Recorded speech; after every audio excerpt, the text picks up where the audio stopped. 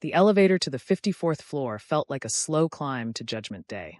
I clutched my tablet, schedules synced, files organized, coffee order memorized, wondering if I'd just made the worst decision of my life.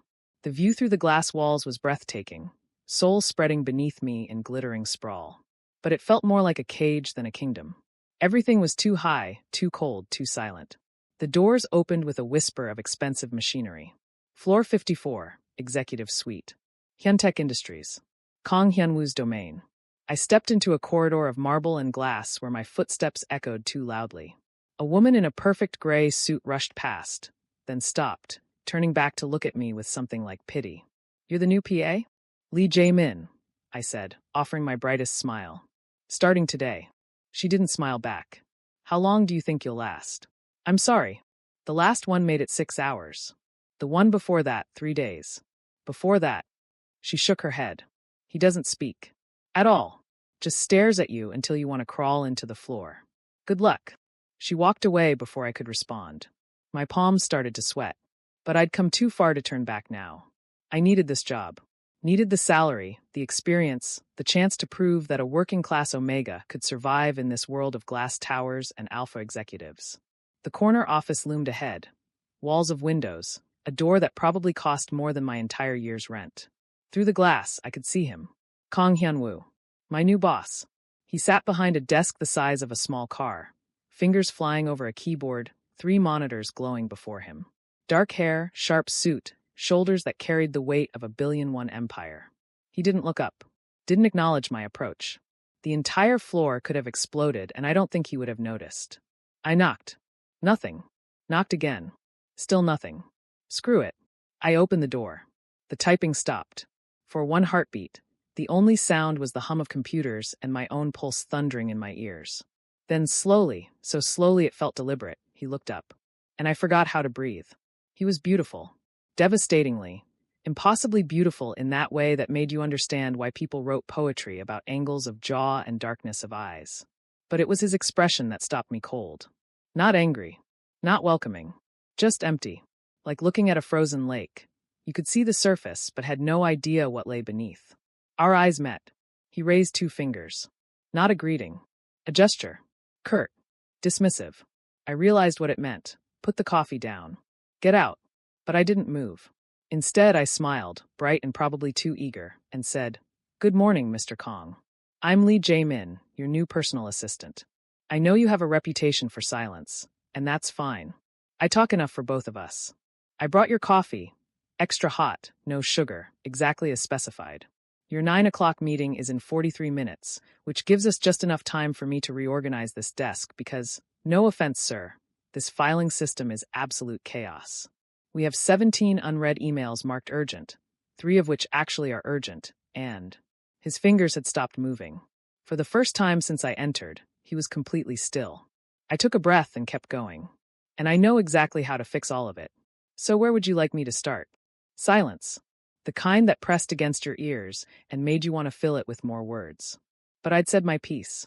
Now I just had to wait. Kong Hyunwoo stared at me for what felt like an eternity. Then his fingers moved, not to his keyboard, but to a notepad. He wrote something, turned it around. 3 words in sharp, precise handwriting. "We'll see." I grinned.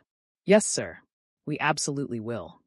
Before I tell you what happens next, subscribe to Starry-Eyed Lovers and tell me where you're watching from. Day 1, Hour 3, and I was already breaking every unspoken rule. Okay, so these emails are sorted by urgency, not chronology. I narrated to the empty office, clicking through Hyunwoo's overflowing inbox. Board meeting prep, urgent. Vendor complaint, medium priority. This one from marketing about font sizes? Absolutely not urgent. Hyunwoo didn't look up from his center monitor. His fingers continued their relentless dance across the keyboard. A steady rhythm I was learning meant he was deep in code. Fast typing meant coding. Slow, deliberate typing meant emails. No typing at all meant he was reading something that annoyed him. "Someone named Min Jisoo sent you 12 emails in the past hour," I continued. "That feels excessive. Should I schedule you to a meeting?" Nothing. Not even a pause in the typing. Park Sun-hee from accounting had warned me. He won't talk to you. He won't acknowledge you exist unless you make a mistake. Then you'll get an email. 3 sentences maximum. And then you'll quit. but being told I can't do something only makes me want to prove I can. By day 2, I'd established a routine. Arrive at 7, 30 minutes before Hyunwoo. Make his coffee, extra hot, no sugar, plain white mug. Organize his desk while narrating. These contracts go in urgent signatures. This mysterious USB drive goes in the drawer. These dead pens go in the trash because what's the point of keeping dead pens, Mr. Kong? He arrived at 7:30, walked past me without a glance, and sat down. I'd placed his coffee exactly where he liked it. He picked it up, took a sip, set it down. Not a word. Not a nod. Nothing. But he drank the coffee. Day 3, I brought lunch. I'd noticed Hyunwoo never left his office between 9 and 6. So I ordered 2 containers of bibimbap and set one on his desk at noon. I got you dulcet bibimbap, I said, unpacking my own at the corner table. The stone pot keeps it hot. The crispy rice at the bottom is the best part. Life-changing, actually. I mixed mine enthusiastically. When I looked up, Hyunwoo had stopped typing. He stared at the container like it might explode. It's not poisoned, I offered cheerfully. I'm eating the same thing. Something flickered across his face. Amusement? Confusion? Then it was gone. 20 minutes later, I heard the soft scrape of spoon against stone. He was eating, eyes never leaving his monitor. The container was completely empty when I returned to my desk. Day 4, I got brave. I was thinking you need a system for these board reports, I said while filing. What if I created a shared drive with subfolders by quarter? Then people can access them without bothering you. Which seems like the dream, not being bothered. His typing slowed. Just slightly. I'll take that as tacit approval. Oh, and HR wants to know if you'll attend the company dinner next month. I'm guessing that's a hard no. Consider yourself asked. I'll tell them you're strategically unavailable. The corner of his mouth twitched. Not quite a smile, but something. By day 5, the other employees looked at me like I was insane. You talk to yourself all day? Park-sun, he asked. I talk to him, I corrected. He just doesn't talk back. Yet. He won't. I've worked here 6 years. He spoke exactly twice. Once during his interview, once during a fire drill. That's it. Maybe I'll be the 3rd time. She shook her head and left. But here's what they didn't know. Hyunwoo was listening. When I told stories, his typing slowed. When I narrated my lunch, this kimchi jjigae is life-altering. His shoulders relaxed just a fraction. And when I brought him the same lunch the next day, he finished every drop. On day 5, I arrived to find a yellow post-it note stuck to my keyboard. 3 words in sharp, precise handwriting. The kimchi jjigae was good. I stared at it for a full minute. 3 words. The verbal equivalent of a thunderstorm from a man who specialized in silence. Through the glass wall, I could see Hyunwoo at his desk, fingers moving across the keyboard. He didn't look at me, didn't acknowledge the note. But he'd left it. I pressed the post-it carefully into my planner and smiled. 3 words. It was a start. The post-it notes multiplied. Week 2 brought coffee was perfect today. Week 3. Thank you for the file reorganization. By week 4, one just said, ha, in response to my story about a pigeon attacking someone's sandwich. You think I'm funny, I'd said aloud. Hyunwoo's typing hadn't paused, but his shoulders were relaxed. He was listening. The emails started shortly after. Not curt 3-sentence varieties. These were different. Regarding your question about Q2 projections, the discrepancy you noticed is intentional. VP Min requested additional funds for a campaign I didn't approve. Please create a folder labeled Budget Anomalies. Also, your comment about the coffee machine screaming in existential crisis was accurate. I'd laughed so hard I snorted. By month 2, we had a language. The slight lip quirk meant amusement. Jaw clench meant stress. Finger drum meant he was thinking. When he'd lean back and close his eyes for 30 seconds. Tired. I'd quietly place fresh coffee and dim the lights. The next day, a post-it saying the coffee helped. The late night started week 6. VP Min is requesting an emergency board presentation. Park-sun, he said at 7 p.m. He's claiming the security protocol has vulnerabilities. Hyunwoo's jaw clenched hard. He typed and showed me his phone. He's lying. The protocol is fine. He wants to embarrass me. I need to run diagnostics to prove it. 72 hours. I grabbed my laptop. You code, I'll document. You don't have to stay. I know, but I'm going to. Before I tell you what happens next, subscribe to Starry-Eyed Lovers and tell me where you're watching from. That night, I discovered his sense of humor. At 2 a.m., I'd sent him a gif of a keyboard exploding. He'd sent back someone face-planting into their desk. Then a cat falling asleep mid-step. I'd started laughing, really laughing. When I looked up, he was watching through the glass wall. Not the empty stare from day one. This was softer. Almost fond. You should go home, he typed. Not until you do. Stubborn. You're just figuring this out? A pause. I like that about you. My heart did something stupid. We stayed until dawn. The diagnostics proved the protocol was flawless. VP Min's claims were baseless. Monday's presentation was perfect. VP Min left looking like he'd swallowed glass. Thank you, Hyunwoo typed. I couldn't have done this without you. I saved that message. The late nights became routine as VP Min escalated. Each time we worked together. Each time I learned something new. How he coded with eyes half closed when focused. How he only drank water after midnight. How lonely he must be, carrying an empire in silence. Week 9 changed everything. Hyunwoo stepped out to meet building security. I was organizing files when I accidentally clicked a folder labeled Personal Old. I should have closed it, but the thumbnail showed a young boy with Hyunwoo's eyes. The video was from a school presentation. Young Hyunwoo stood before a classroom, note cards trembling. When he spoke, the stutter was severe. MMIPP project is a B-bout. Someone laughed. Then another. Spit it out. Are you broken? He'd run from the room. There were more videos. Years of them. Middle school, high school. The stutter worsening. Bullying intensifying. Teachers who didn't intervene. The last video. Hyunwoo at 16 in a therapist's office. I've decided, his voice halting but determined.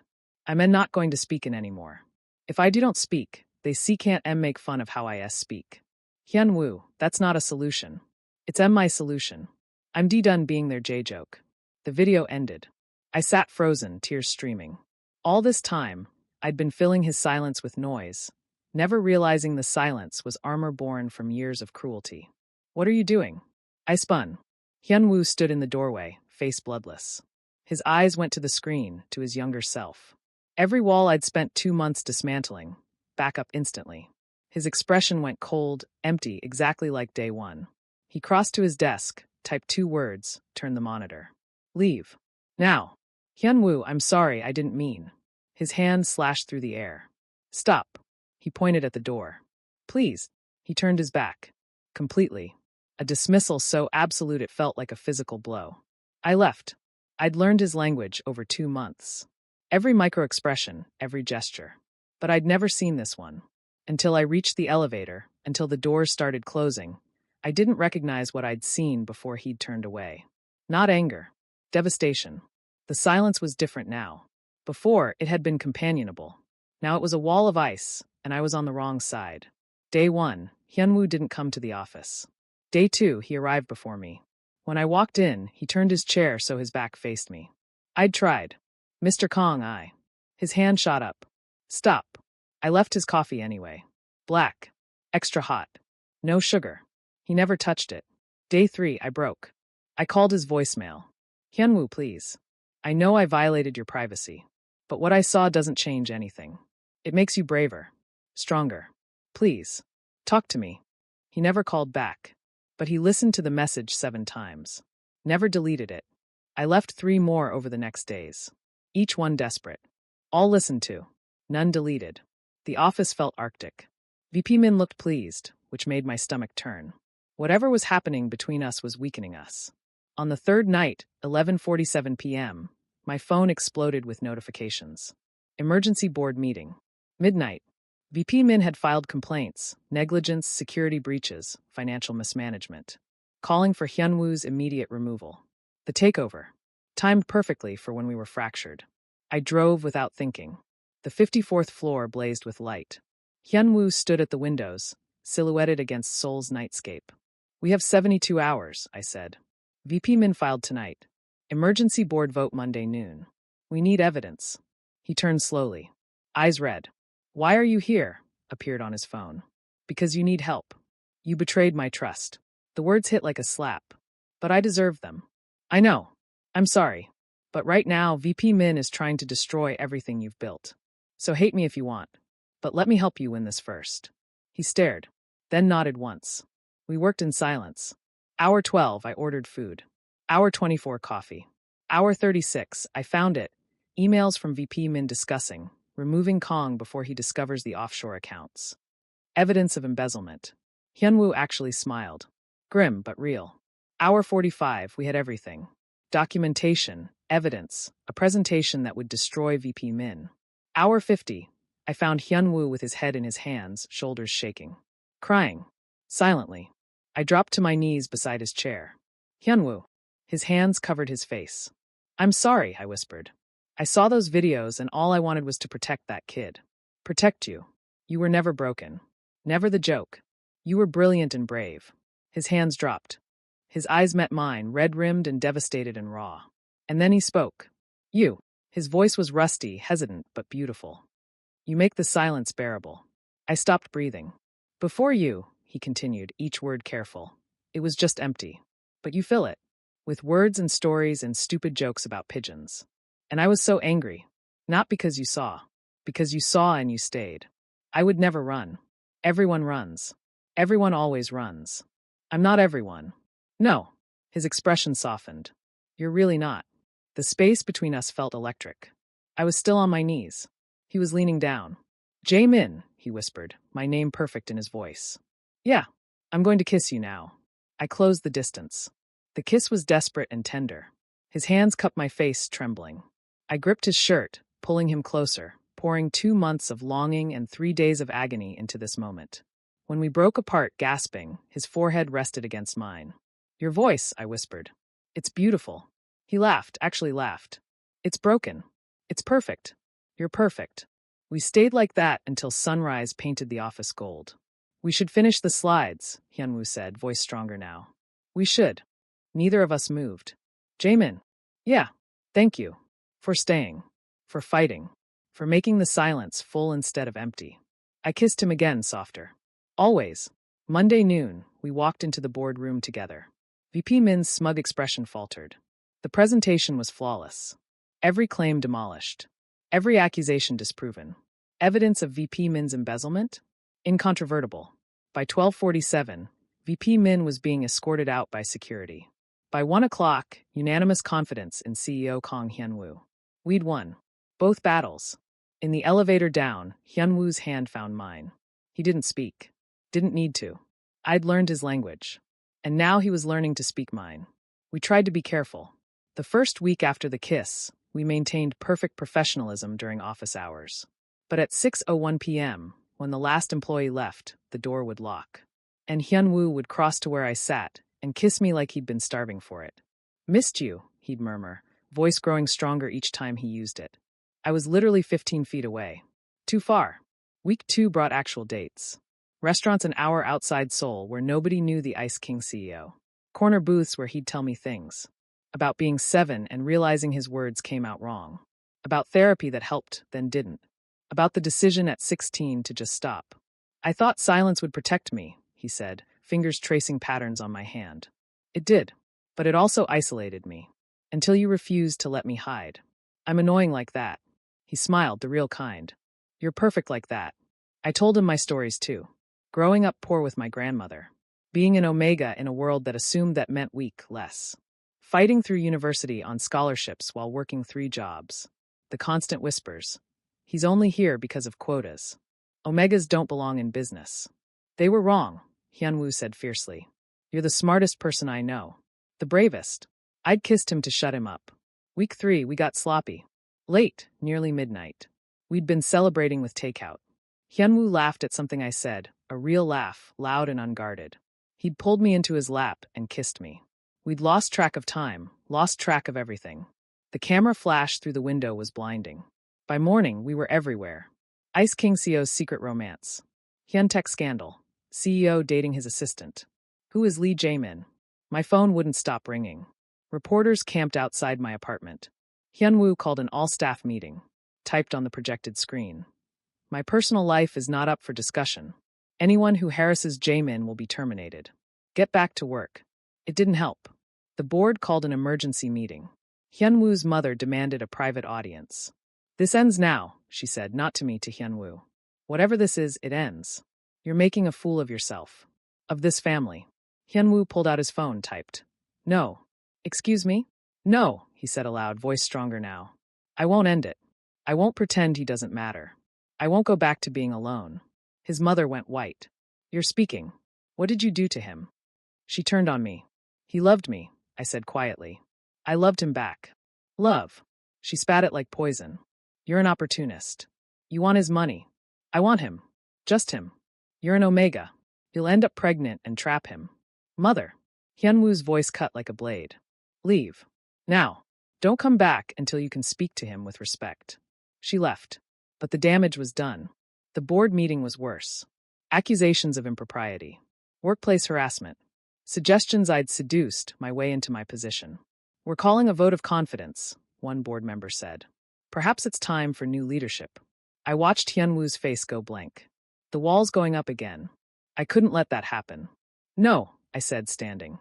You don't get to do this. He's the best CEO this company has ever had. He's tripled your profits. He caught VP Min embezzling millions. And you want to fire him because he dared to be happy? Because he's with me? Mr. Lee, this isn't appropriate. Neither is this meeting. We've done nothing wrong. We're adults in a consensual relationship. The only people making it a problem are you. Silence. Board members looked at each other. Then Hyunwoo stood, walked to me, took my hand in full view of everyone. Emergency press conference, he said. Now. The press room was packed. Cameras everywhere. Hyunwoo stood at the podium, terrified. But he didn't run. I have a statement, he said, and the room went silent. The Ice King CEO was speaking publicly. Lee Jae-min is my partner. We're in a relationship. It's real, it's serious, and it's no one's business but ours. Anyone who has a problem can direct concerns to me. But understand, I won't apologize for loving him. I won't hide. I won't go back to being silent. Not anymore. He looked at the cameras. At me. He taught me that silence isn't strength. Connection is. Love is. And I choose him. Every day. The room erupted. Questions flying. Cameras flashing. Hyunwoo walked straight to me and kissed me. Right there. In front of everyone. When we broke apart, he whispered, "No more hiding. No more hiding." His hand found mine. We walked out together. Let them see. This man, brilliant, brave, beautiful, was mine. And I was his. Always. The nausea hit at 7:15 a.m., 3 months after the press conference. I barely made it to the bathroom. Hyunwoo found me 10 minutes later, forehead pressed against cool tile. Again, 4th morning this week. Stress, I managed. You need a doctor. I'm fine. Jae-min. He knelt beside me. Please. For me. I went because he asked. Because the exhaustion was getting worse. Because I'd cried at a coffee commercial yesterday. Dr. Park ran through standard questions. Sleep. Terrible. Appetite. Non-existent. Stress. Through the roof. Any chance you could be pregnant? I'd laughed. No. I'm on suppressants. Humor me. She handed me a cup. 15 minutes later. The test is positive. You're pregnant. The world tilted. That's not, I can't be. Suppressants are 98% effective. You're in the 2%. She smiled gently. Let's do an ultrasound. The gel was cold. Dr. Park went very quiet, moving the wand slowly. Is something wrong? No. Just. She turned the screen. You see these 3 gestational sacs? You're 6 weeks pregnant with triplets. 3. 3 babies. 3 babies. All with strong heartbeats. I couldn't breathe. 3 babies. My career. The company. How was I supposed to? Do you want me to get Hyunwoo? I nodded. He came in terrified. What's wrong? Are you sick? Before I tell you what happens next, subscribe to Starry-Eyed Lovers and tell me where you're watching from. I'm pregnant, I blurted. 6 weeks. With triplets. Hyunwoo froze. His eyes went to the screen, to 3 tiny shadows. 3, he whispered. I know it's not the plan, we weren't trying. 3 babies. His voice stronger now. We're having 3 babies. Hyunwoo, you're giving me a family. His eyes were wet, hands shaking as they cupped my face. 3 little lives. 3 tiny heartbeats. How could I be anything but happy? But my career, the timing. Perfect. He was crying now. The timing is perfect. You're perfect. I never thought I'd have this. A family. Love. Children. I never let myself want it because I thought I'd always be alone. You're not alone. Never. He kissed me, desperate and tender, one hand on my face, the other on my stomach. 3 babies, he said again. We're going to have 3 babies. We told Park Sun-hee first. She screamed and hugged me, then turned to Hyunwoo with tears. You're going to be a father. 3 times over. He nodded, speechless, but his smile said everything. The company announcement came next. Hyunwoo stood before everyone. Jaemin and I are expecting triplets. We're thrilled. Any congratulations welcome. Any negativity will not be tolerated. Overwhelming response. Applause. Cheers. Flowers on my desk. Messages of support. But not everyone was happy. The media exploded. Ice King CEO's secret baby scandal, now with triplets. 3 babies, career move or carelessness? Emergency board meeting. Again, one member stood. This is reckless. Unprofessional. An Omega pregnant with triplets can't possibly work effectively. Hyunwoo's hand slammed the table. Enough. Voice like steel. My partner is pregnant. This is celebration, not criticism. And if you think I'm going to let you turn this into a problem, you're wrong. Mr. Kong, we're concerned. Then I'll address it. Effective immediately, Hyuntech implements new parental leave policies. 16 weeks paid for all parents. Flexible work arrangements. On-site childcare facilities. The room erupted. But Hyunwoo kept talking. We're also instituting anti-discrimination policies. No employee penalized for pregnancy or family obligations. We're becoming the most family-friendly tech company in Korea. Any board member with a problem, there's the door. Silence. These changes will increase employee satisfaction, improve retention, position us as industry leaders. It's good for people in business. Questions? No one spoke. Meeting adjourned. That night, I found him on the couch with parenting books. Hyunwoo. He looked up, eyes bright. Did you know triplets are usually born around 32 weeks? We need cribs. 3 cribs. Car seats. Bottles. We should probably move. This place is too small for 5 people. I sat beside him. You've been researching. For 3 hours. He took my hand, placed it over my stomach. They're in there. 3 tiny humans. Ours. You're really happy. I'm terrified, he admitted. I don't know how to be a father. What if I mess them up? You won't. How do you know? Because you're already worrying. Because you bought parenting books. Because you love them already, and they're barely the size of blueberries. He pulled me close. We're going to have a family. A real family. We already are a family. A bigger family. With 3 tiny, loud, chaotic additions. Loud and chaotic. You, the man who worked in perfect silence. He laughed. Good. I'm done with silence. Bring on the noise. I fell asleep that night with his hand on my stomach, his voice soft. I'm going to love you so much, he whispered to babies who couldn't hear yet. All 3 of you. You're going to have everything I never had. Love. Acceptance. A parent who talks to you, who listens. You're going to be so loved. And listening to him, I knew. These babies were already the luckiest children in the world. 26 weeks. The babies were the size of eggplants, kicking constantly. Dr. Park said everything was progressing well. Textbook triplet pregnancy. She was wrong. VP Min struck first. Emergency board meeting. Vote of no confidence. CEO Kong Hyunwoo's fitness to lead. Hyunwoo went white. He's claiming I'm compromised. That my personal situation makes me unfit. That's ridiculous. He's built a case. Board members who support him. The pregnancy as evidence of reckless behavior. Then his mother arrived. This ends now, Jaemin. You will handle this pregnancy. Terminate it, give them up, I don't care which. But you will not destroy my son's life. Hyunwoo stepped between us. Get out. Now. Don't come back. Ever. She left, but her words lingered like poison. The media was worse. Op-eds calling me an Omega opportunist. How Lee Jae-min trapped Korea's Ice King. I stopped reading. The stress was constant. Every day brought new attacks. Hyunwoo worked 18-hour days, building his defense. I watched him get thinner, paler. You need to rest, I'd say. After the vote. After I've secured our future. Our future. 3 babies who kicked inside me, unaware the world wanted to destroy them. The pain came at 3 a.m. on a Tuesday. Sharp. Vicious. Low in my abdomen. Jaemin. Hyunwoo was awake instantly. Something's wrong. Another pain. Worse. Then wetness. Blood. The hospital was a blur. Dr. Park's face grave. You're in preterm labor. 26 weeks. The babies aren't ready. We need to stop this. They hooked me up to monitors, started medications. The contractions kept coming. 3 tiny heartbeats flickered, too fast, too stressed. Please, I whispered. Please don't take them. They're not ready. Hyunwoo held my hand, silent tears streaming. The medications are working, Dr. Park said. Contractions are slowing. but you need complete bed rest. Any stress could trigger labor again. She didn't finish. Didn't need to. The board meeting was in 6 hours. You have to go, I told Hyun-woo. I'm not leaving you. You have to. If you don't show up, VP Min wins by default. I don't care about the company. I care about you. About them. Go. Win. Show them we're not weak. I'll be here when you get back. Jaemin.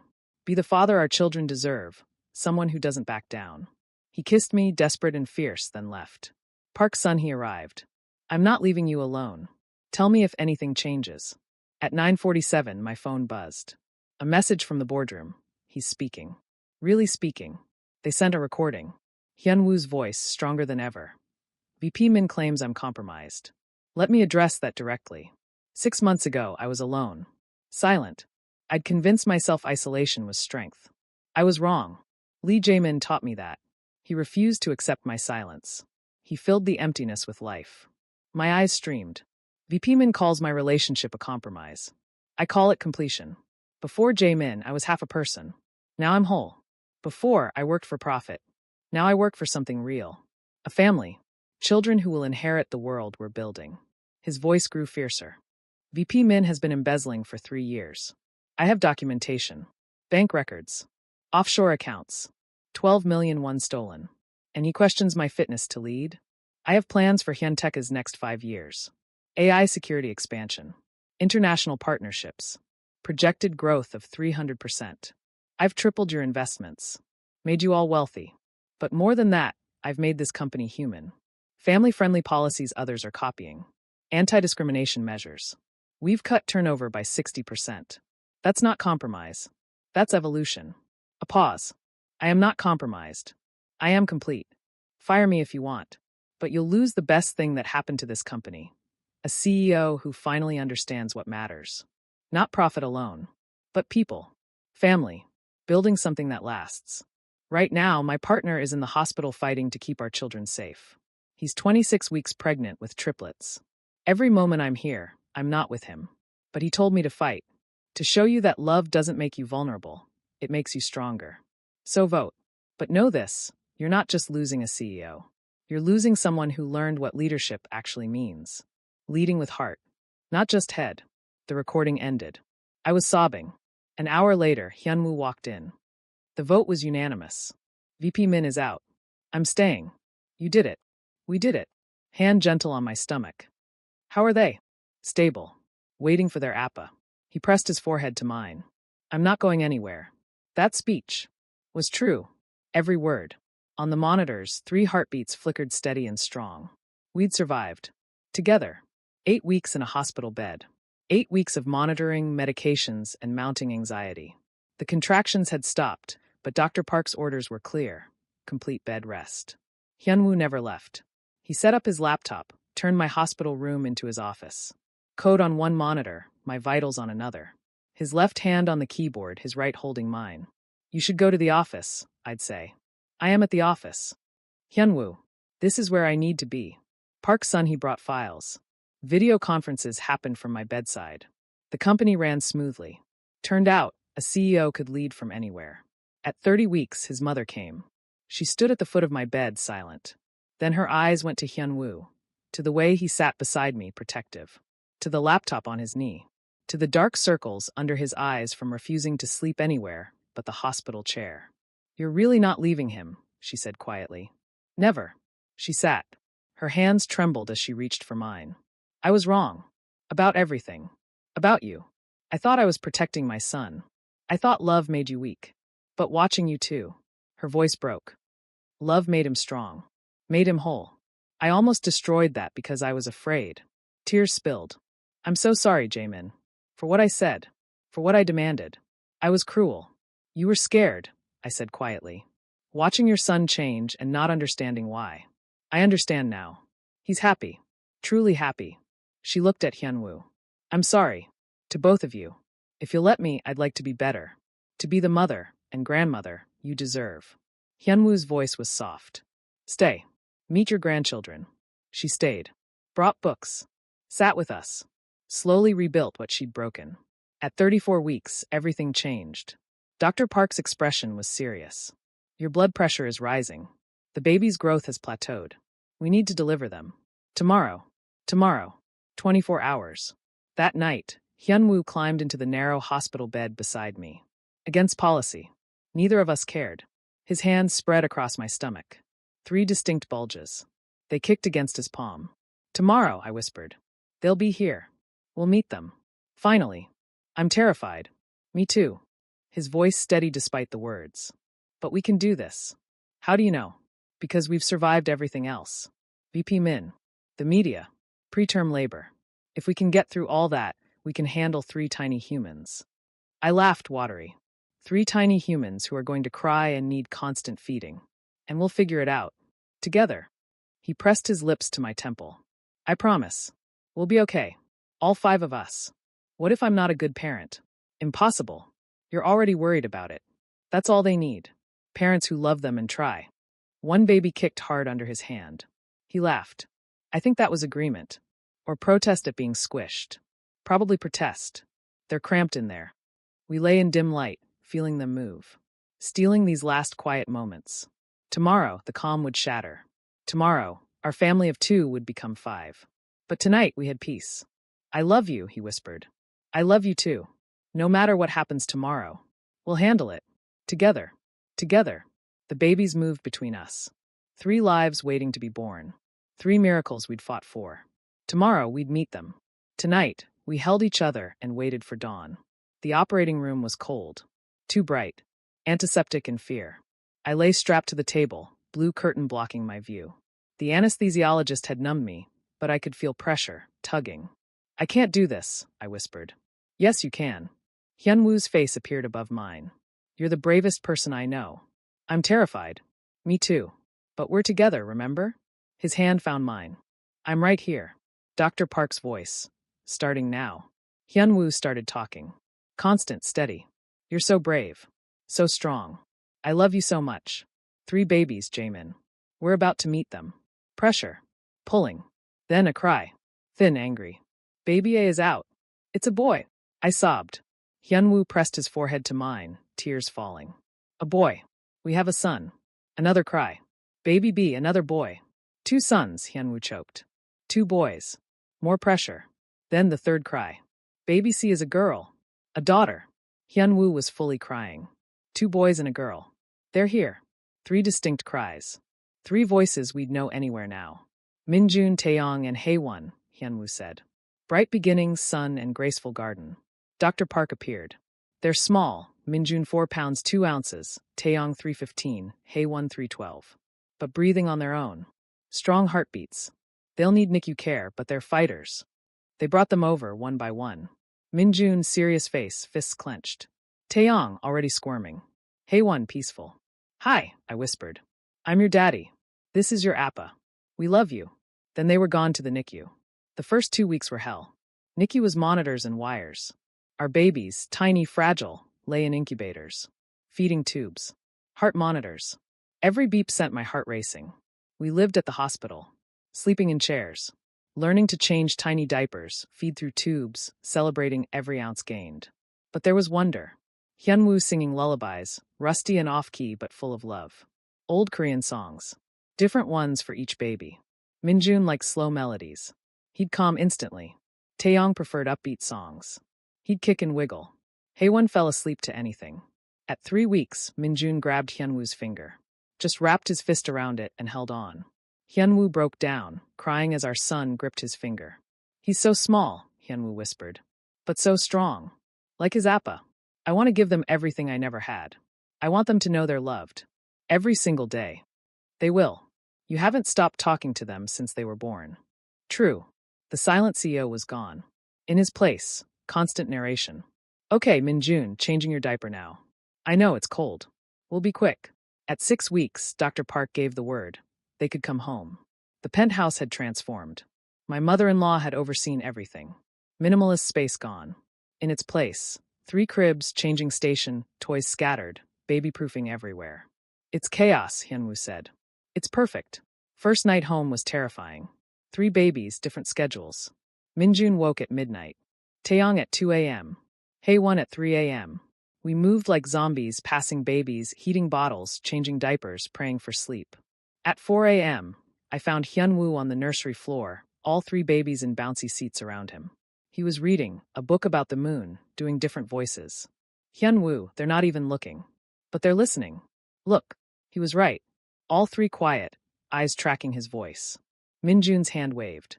Taeyong's foot kicked. Haewon nearly asleep, but listening. You're doing voices, I said. The rabbit has to sound different from the owl. Basic storytelling. Before I tell you what happens next, subscribe to Starry-Eyed Lovers and tell me where you're watching from. I sat beside him. 6 months ago, you didn't speak. Now you're doing character voices at 4 a.m. 6 months ago, I was alone. Now I have you. And them. He looked at the babies. Everything changed. Everything's better. Even at 4 a.m. covered in spit up? Especially then. Minjun started fussing. I picked him up. His tiny fist curled into my shirt. Such perfect trust. We made these, I whispered. 3 whole people. 3 miracles. At 5 a.m., we got them all down. Crashed into bed, 2 hours before it started again. His arm over me. Through the monitor, 3 tiny humans breathing. Best thing I ever did, Hyunwoo mumbled. Hiring me. Loving you. All of you. I fell asleep smiling. Despite exhaustion. Despite chaos. Despite knowing we'd be up again soon. Because he was right. This chaos, this noise, this beautiful mess. It was everything. The first thing that hit me when I opened the door was noise. Appa! Appa home! Taeyong's shriek echoed. He barreled toward me, all wild energy and sticky hands. Hi, buddy. I scooped him up. Were you good today? No, he said cheerfully. I painted the wall. Fantastic. Minjun appeared cautiously. At 2, he was already the thoughtful one, always watching. Daddy said you'd be proud. Of the painting. Oh, he did. It's very abstract, Hyunwoo called from the kitchen. Very blue. Also on the couch. Taeyong zoomed off. Minjun slipped his hand into mine. We found Hyunwoo at the stove, Haewon on his hip. Hey, he said, leaning to kiss me. Haewon wanted her own kiss. How was your day? Closed the Anderson deal, revolutionized our AI security, learned our son can reach paint supplies on the top shelf. Productive. 2 years ago, he would have stressed. Now he just adapted. Already ordered repaint supplies. He handed me a spoon. Taste this. Delicious. The man who once survived on takeout had become a cook because he'd read home-cooked meals were better for development. After dinner, chaotic, with Taeyong flinging noodles, Haewon eating vegetables methodically, Minjun asking 14 questions about pasta shapes, came bath time. The daily water explosion. Taeyong treated it like a pool. Minjun conducted experiments. Haewon played peacemaker. I've got this, Hyunwoo said, rolling up sleeves. I promised Taeyong I'd do the voices. The voices? All bath toys have characters now. It's a whole universe. I listened from the living room. The purple octopus had a British accent. The rubber duck was Surfer Bro. The boat was a grumpy old man. 2 years ago, this man barely spoke. Now he was doing improv for 3 toddlers. Later, after baths and pajamas and toothbrushing struggles, we collapsed. Hyunwoo grabbed a book.